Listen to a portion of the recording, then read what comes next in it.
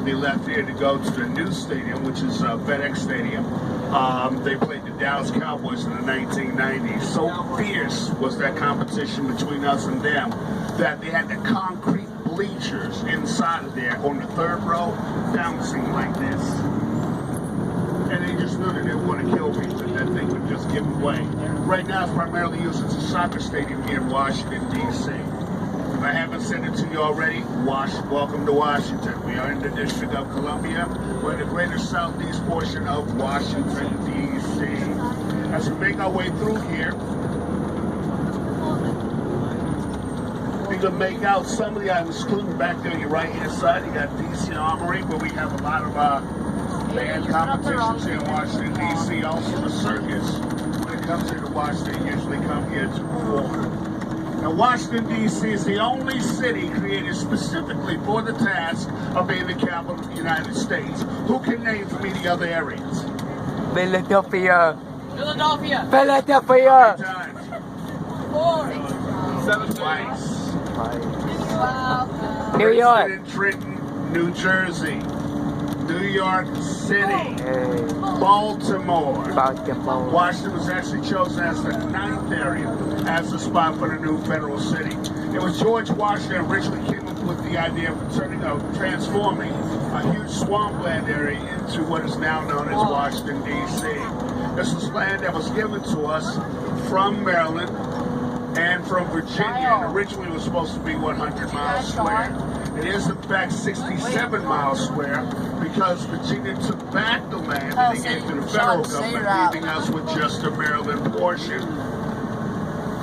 Now, as we make our way through here, over on your left-hand side, you'll see what is known as Berry Farms here in Washington, D.C., one of the ghettos here in Washington, but also one of the original areas where when African Americans were working on the new federal city, this is where they stayed on your left-hand side, and it was called Freedom Town.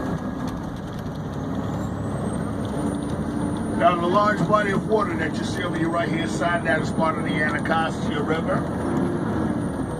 The Minotians, the Algonquins, the Chickasaws are just a few of those Native American tribes who used to live here in the nation's capital. And we have quite a few rivers here, but the majority of them kind of spill off into what is known as the Potomac River, which is the largest of the waterways coming through here, which spills off into the Atlantic. Now, Washington, D.C. has a population of over 650,000 individuals that are living here in the nation's capital, making us the 7th largest city in the United States.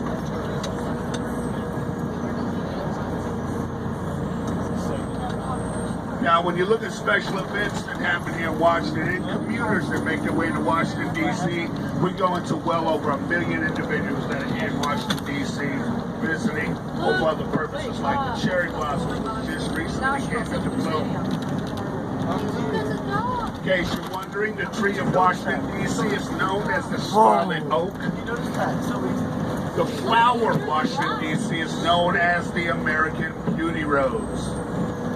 Now, when when George Washington got his go-ahead with his plan for designing the city of Washington, D.C., he in turn hired Pierre Charles LaFont to design the city of Washington, D.C.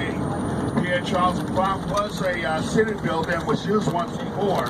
And he designed Washington, D.C. in a way that it lays out in a three-track pattern, just like in France. All the streets run numerically in order from east to west. All the streets run alphabetically in order from north to south, and all of the avenues run diagonally through the city. The streets and avenues expand from the capital, making the capital the hub of Washington, D.C.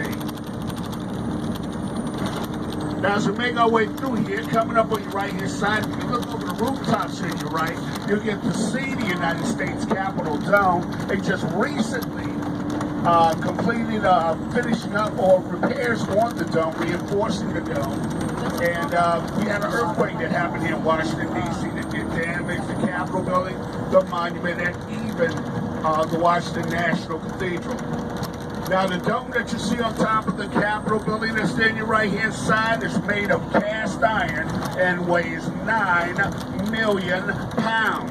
Whoa. It took over 500 gallons of white paint to completely cover that dome. And on top of the dome is a statue called Freedom Triumphant.